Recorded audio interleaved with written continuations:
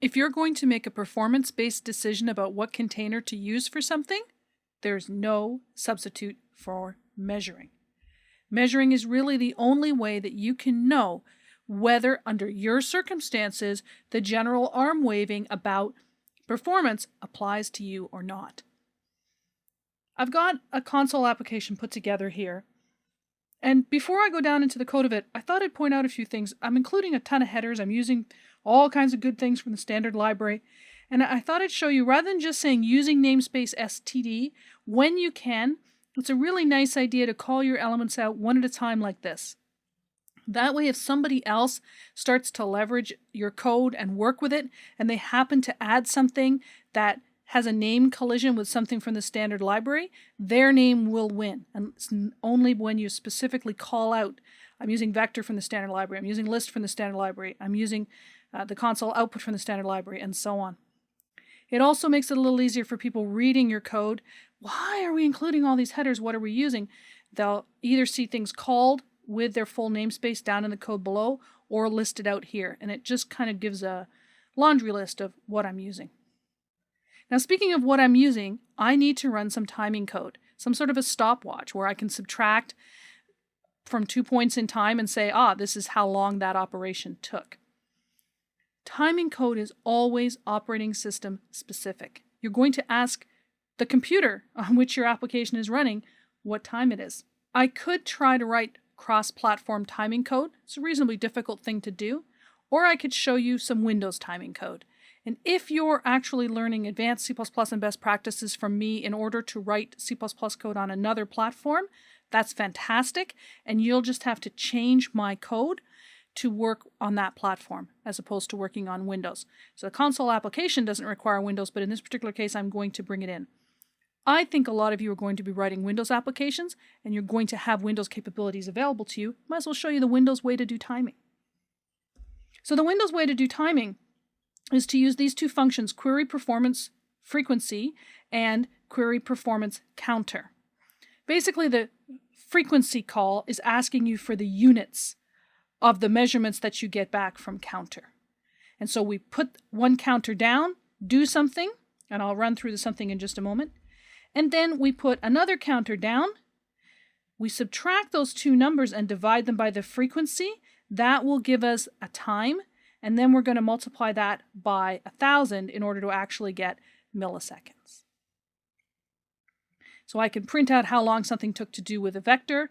And then down here, I'm doing the exact same thing. I just did a copy and paste with a list. Now, what is it that I am doing with each of these two? I'm declaring a list, putting one number on it just to kind of get started, because I don't want to have to deal with testing to see if there's one to compare against. And then up to size times, making a random number and looking through the list from the beginning to the end. And if the value at the iterator, I'm iterating through the list, is greater than the new random value, then I will insert into the list right there. So if the list had 0, 2, 4 in it, and I was trying to insert 3, I would look at 0 and say, nope, 0 isn't greater. Okay, 2, no, 2 isn't greater. 4, 4 is greater, so I'll insert this just before 4.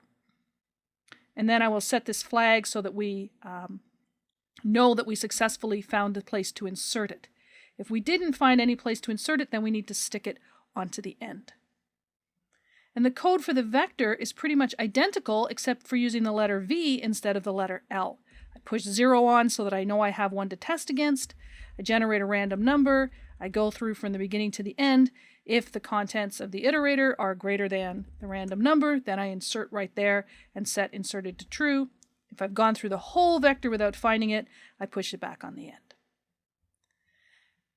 Another small digression, if you'll permit one. You may have noticed that a lot of my code is using begin round bracket v end round bracket.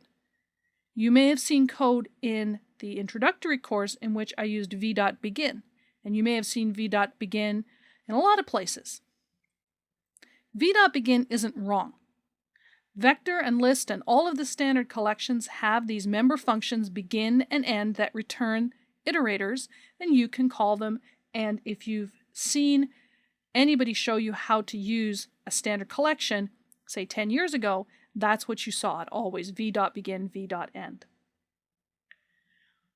Collections in the standard library have a begin member function. That's great, and you can use it.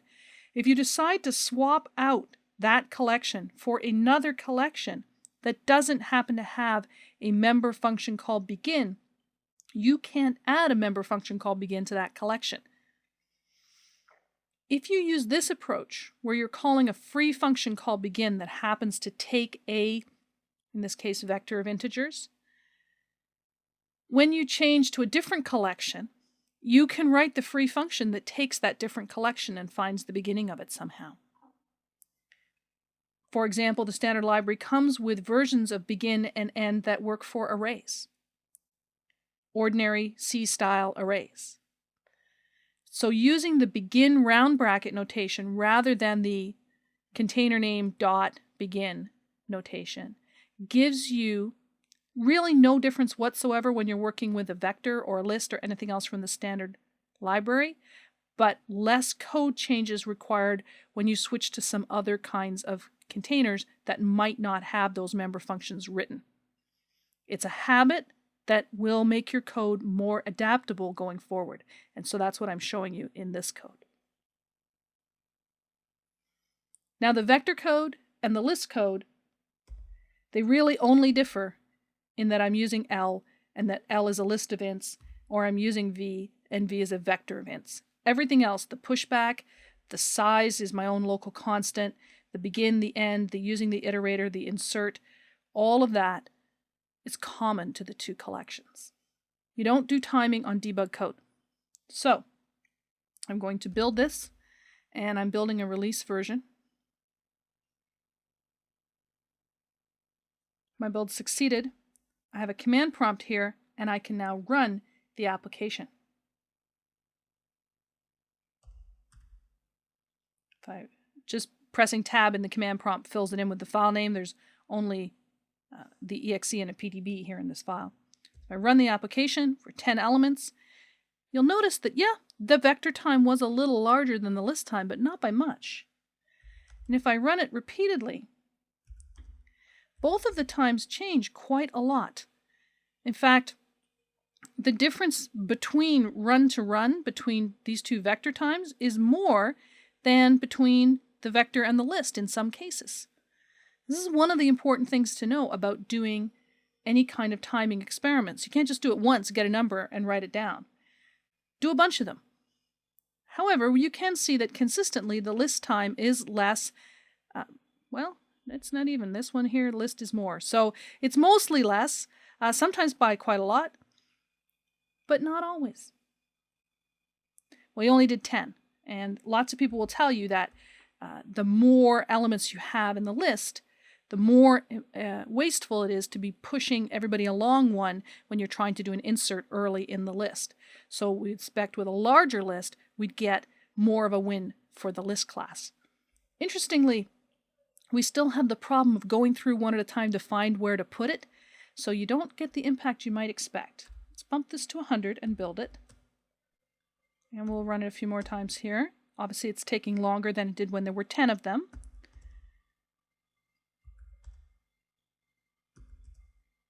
And in all of these runs, list was quicker than vector. If I bump it further to 1,000 elements and build, and then run it a few times,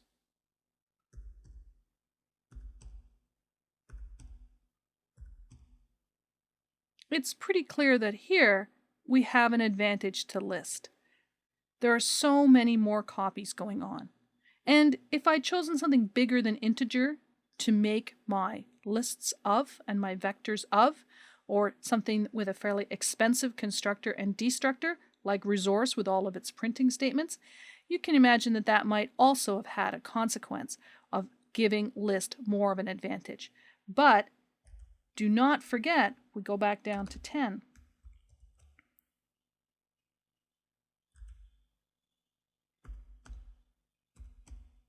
How here, vector is winning. The time to traverse to find out where to do the insert is non-existent. ignorable. I've got some code waiting in the application to do some more traversing. I mean, who builds a whole big array of 1,000 random elements and then just says, well, that was nice? I mean, presumably you want to do something with it. So the code that I have here, and I'll just uncomment it for each of them, is going to iterate through the collection. This one iterates through V to find the maximum element. And max element is a standard algorithm that's provided for me. So I say go from the beginning to the end, and it'll give me back an iterator pointing to the one element in the entire vector that has the largest value. And then I can just put that into the integer variable by dereferencing the iterator. And I have the exact same code here, only with L's in it for the list. I've left the performance counter lines in the same place. So we're now going to build each of these sorted arrays and then do something by whipping through the entire array to figure out who the maximum element is. So I'll build that. And let's run a few. Here with only 10 elements, they're flipping back and forth. Here, list is faster. Here, vector is faster. Here, list is faster again. It's really small numbers. It's hard to have an opinion. So let's bump it up to 100.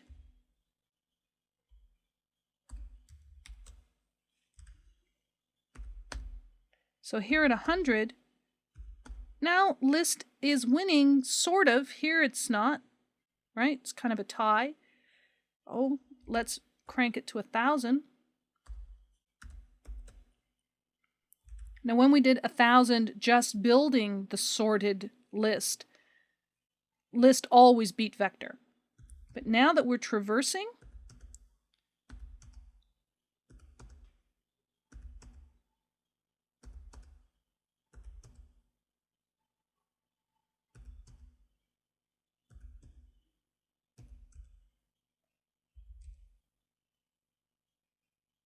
every once in a while, vector wins.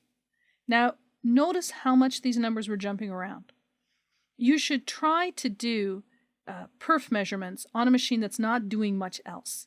I have Camtasia running to record this for you. I have PowerPoint running. Of course, I have Visual Studio running because I was showing you the code. When I first put this code together, I practiced running these release builds with nothing else up. You know, something as simple as, oh, Outlook decided to check for your mail in the background while you were doing one half, but not while you're doing the other, can slow things down. So you want your machine to be as quiet as possible. Eventually, I did get this to show you that occasionally, even with 1,000 elements, vector wins. Without the traversal, when we weren't running through the whole 1,000 elements and checking to see who was the biggest, vector never won. You can't just test arbitrary code that you think exercises list or vector and then draw a conclusion about who is faster. You need to test your code, the way you are using lists or vectors. Now, the good news is that if I didn't want to call my vector V and my list L, but if they were instead called random integers kept in sorted order, the only difference between the two blocks of code is this line. We're using pushback. We're using begin and end functions. We're using iterators that are declared with auto rather than saying this is an iterator into a list of integers and this is an iterator into a vector of integers. They're just declared with auto. We're also using the same insert method and the same pushback method. The max element algorithm is perfectly happy to just take iterators as long as they're the same type of each other, and it was declared with auto.